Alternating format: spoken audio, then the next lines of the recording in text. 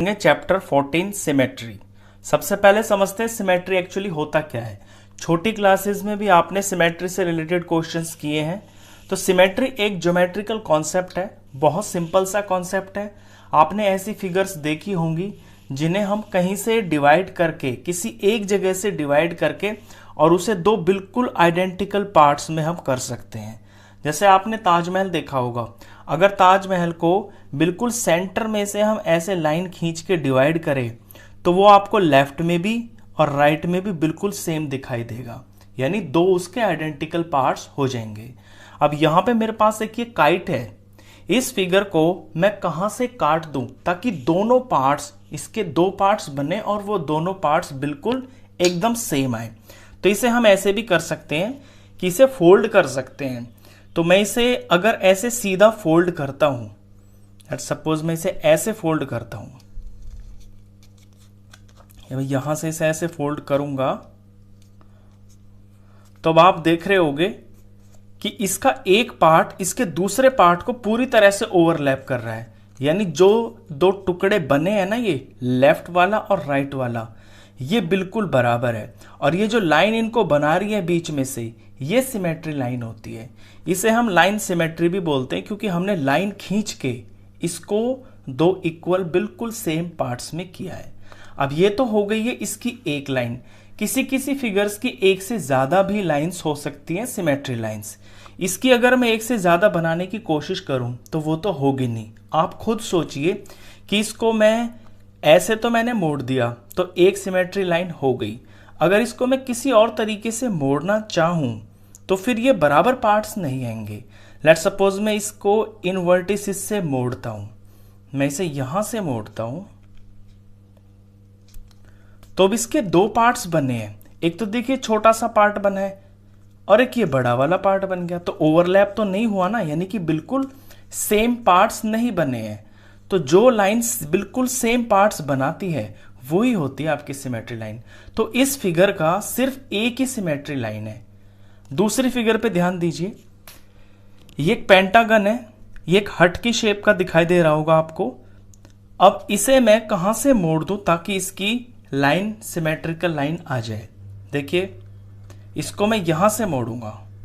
जब मैं इसे यहां से इस तरह से मोड़ूंगा तो इसके दो पार्ट्स बिल्कुल सेम आएंगे और ये हो जाएगी मेरी सिमेट्री लाइन। इससे अलग मैं इसे कहीं नहीं मोड़ सकता। अगर मोड़ने की कोशिश करूंगा तो वो जो दो पार्ट्स होंगे वो बिल्कुल सेम नहीं आएंगे। तो ये होगी इसकी सिमेट्री लाइन। अब ये दो ऐसी फिगर्स थी जिनकी सिर्फ एक ही सिमेट्रिकल लाइन है, लेकिन ऐसी फिगर्स भी होती हैं ज्योमेट्रिकल जिनकी एक से ज्यादा सिमेट्री लाइंस होती है। जैसे ये रेक्टेंगल को देखिए आप, इस रेक्टेंगल को मैं ऐसी कई जगह से मोड़ सकता हूं। देखिए, इसको मैं पहले अगर यहां से मोड़ देता हूं बीच में से, अब ये जो दो पार्ट्स है बिल्कुल एक दूसरे को ढक रहे हैं, बिल्कुल ये वाला भी ये वाला भी। तो एक सिमेट्रिक लाइन इसकी ये बन गई है। अब मैं इसे ऐसे भी मोड़ सकता हूं, इसकी जो ब्रेड्थ है वहां से भी मोड़ सकता हूं, तो इसके लंबे लंबे पार्ट्स बराबर हो जाएंगे। ये देखिए, ये इसके लंबे लंबे, ये वाला लंबा पार्ट और ये वाला लंबा पार्ट बिल्कुल बराबर। पहले जब मोड़ा था तो इस स्क्वायर जैसा पार्ट बन गया था, ये दोनों बराबर।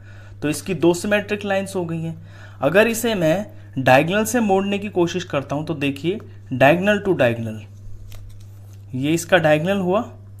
तो डायगोनल टू डायगोनल जब इसे मैं मोड़ूंगा, प्रैक्टिकल देखना आप, इनको रटना नहीं है।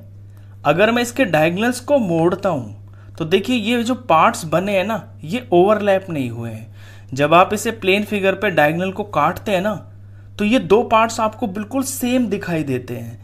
ये सेम तो होते भी हैं, अगर आप इन्हें काट के अलग अलग एक दूसरे के ऊपर रखोगे तो ये बराबर हो जाएंगे। लेकिन ये मुड़ने पर तो देखिए ये ओवरलैप नहीं हो रहे हैं। ये मुड़ने पर एक दूसरे को पूरा ढकना चाहिए। तो इसको डायगोनल से जब हम काटेंगे तो ये सिमेट्रिक लाइन नहीं होगी। इसी तरह से दूसरे से काटेंगे तो भी नहीं होगी। तो ये एक रेक्टेंगल है। रेक्टेंगल की हमने देखा कि इसकी दो सिमेट्रिक लाइंस होती हैं और सिमेट्री में ये ध्यान देना बहुत ज़रूरी होता है। जैसे इस पर्टिकुलर केस के अंदर अगर आप इन्हें काट दोगे तो दो आपको जो ट्राइंगल्स मिलेंगे ना, वो बिल्कुल इक्वल होंगे, वो राइट ट्राइंगल होंगे और उन्हें काट के अलग अलग हम एक दूसरे के ऊपर लगा सकते हैं, लेकिन जस्ट ऐसे ही फोल्ड करके नहीं लगा सकते। तो ये इसकी सिमेट्रिक लाइन नहीं हुई है।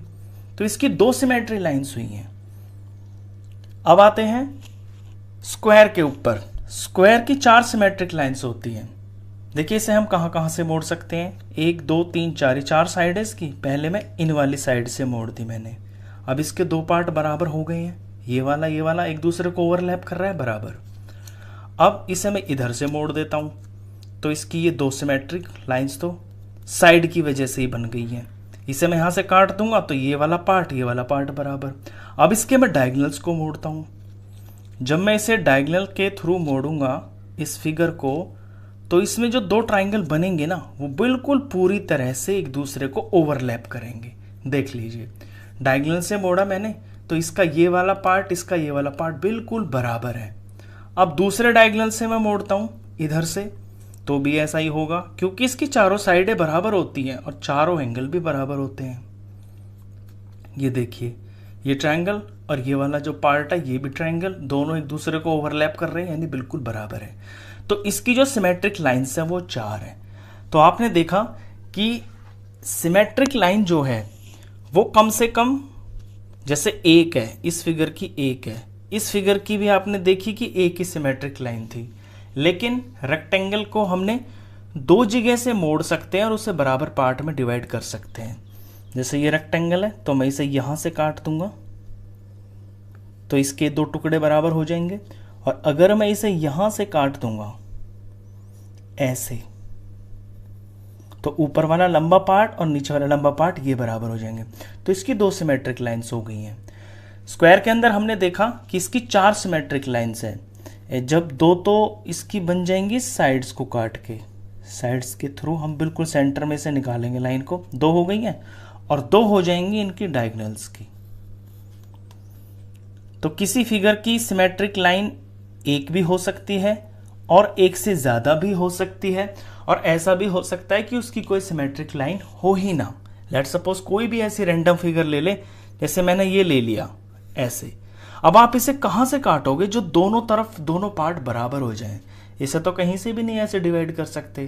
तो ऐसी फिगर्स भी होती है जिनकी सिमेट्री लाइन होती ही नहीं है, या किसी की 1 होगी, 1 से ज्यादा भी हो सकती है। अब 1 से ज्यादा किन किन की होती है?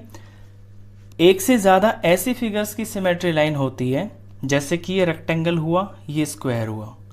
एक चीज और है इस चैप्टर के अंदर, जो आपकी रेगुलर फिगर्स होती है ना, रेगुलर फिगर्स की जो नंबर ऑफ लाइन सिमेट्री होती है वो उतनी ही होती है जितनी उनके अंदर साइड होती है। रेगुलर फिगर्स वो फिगर्स होती हैं जिनका साइड्स का नंबर,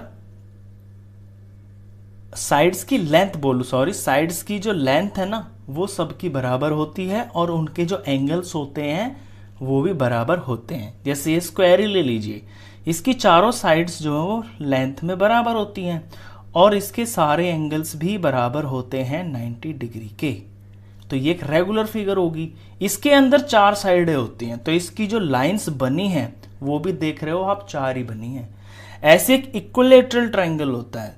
इक्विलैटरल ट्रायंगल की तीनों साइडें बराबर होती हैं, उसे भी आप ऐसे 3 जगह से काट सकते हो, एक वर्टेक्स और सामने की साइड, और ये 2 और ये 3। क्योंकि इसकी 3 साइड है और ये रेगुलर फिगर है तो इसकी 3 सिमेट्री लाइंस बनेंगी।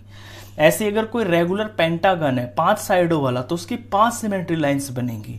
अगर कोई रेगुलर हेक्सागन है 6 साइड वाला, जिसकी 6 की 6 साइड्स बराबर हैं और एंगल भी बराबर हैं, उसकी 6 सिमेट्रिक लाइंस बनेंगी। तो ये तो था लाइन सिमेट्री। अब हमारा जो नेक्स्ट टॉपिक है वो है रोटेशनल सिमेट्री। अब इसे भी समझ लेते हैं अलग से, इन फिगर्स को अलग करते हैं। रोटेशनल सिमेट्री मैं आपको इस पेज पे समझाऊंगा। नाम से ही पता चल रहा है रोटेशनल यानी घूमना। अब घूमने को देख लीजिए आप।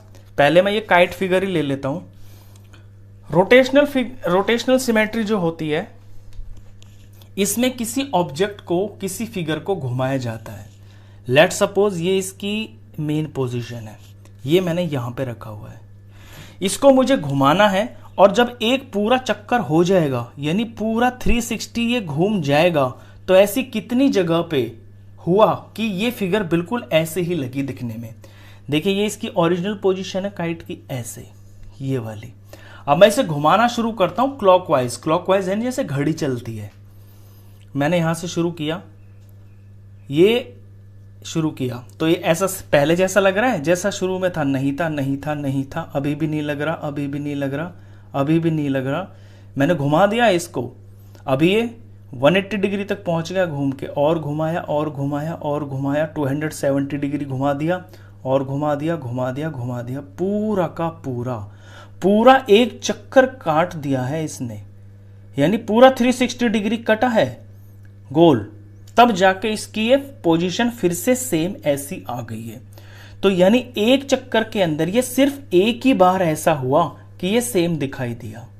तो इसकी जो रोटेशनल सिमेट्री है वो 1 होगी और उसे हम बोलेंगे order, order of symmetry, order of symmetry.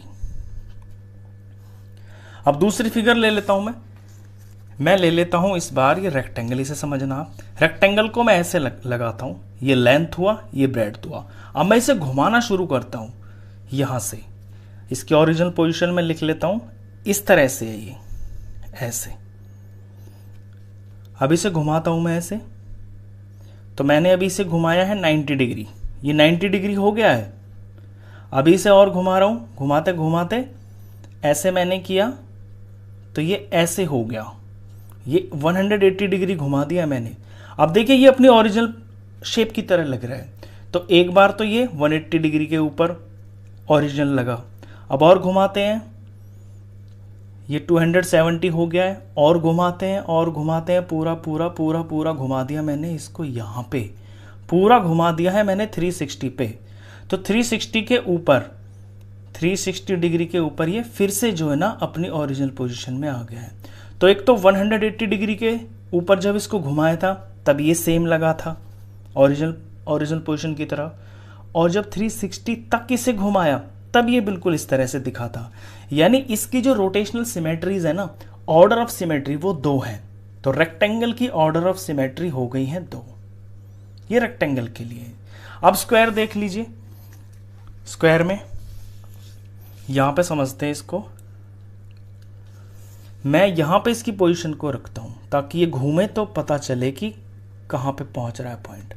अब इसे मैं घुमाता हूं यहां से, ये मैंने घुमाया इस तरह से घुमाया, तो अभी मैंने इसे 90 डिग्री घुमा दिया है।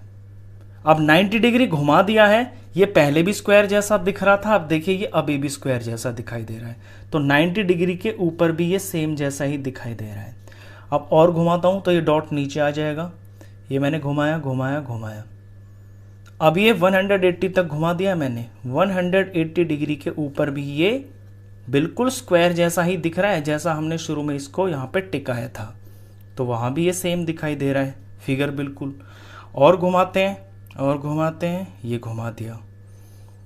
अब ये 270 डिग्री मैंने घुमा दिया है, ये अभी भी सेम दिखाई दे रहा है। ये डॉट यहाँ आ गया ना, लेकिन ये है तो स्क्वायर ही दिखाई दे रहा है जैसे हमने शुरू में रखा हुआ था। तो 270 डिग्री के ऊपर भी ये बिल्कुल सेम दिखाई दे रहा है जैसे शुरू में था। और घुमा देते हैं, ये घुमाया घुमाया घुमाया, अब ये डॉट एग्जैक्टली वहीं पे आ गया जहां से हमने इसको शुरू किया था। तो ये 360 डिग्री हो गया, यानी पूरा घुमा दिया है इसको, एक चक्कर पूरा घुमा दिया है, और ये 360 पे भी फिर से सेम दिखाई दे रहा है।